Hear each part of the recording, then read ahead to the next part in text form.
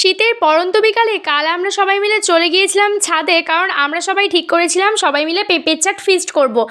আর feast তো নয়, ওই আর কি একটু গল্পগুজবও হবে, খাওয়া দাওয়াও হবে। এদিকে দেখতেই পাচ্ছ বৌদি একটা ইয়াব বড় পেঁপেকে ভালো করে টুকরো টুকরো করে কেটে দিয়েছে।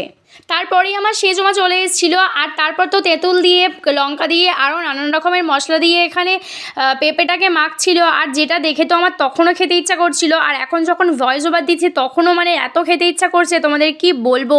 শীতের দুপুরে সবাই মিলে ছাদে বসে চাট খেতে তো আমরা ভীষণ ভালোবাসি। আর এখানে ছিল না অনেকেই, যেমন ঈশিতা, আর তাই জন্য ওকে আমি ভীষণই মিস করছিলাম।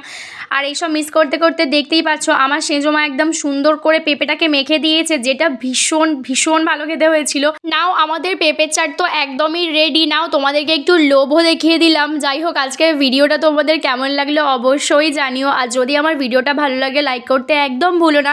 দেখা হবে তোমাদের সাথে পরে কোনো একটা ভিডিওতে।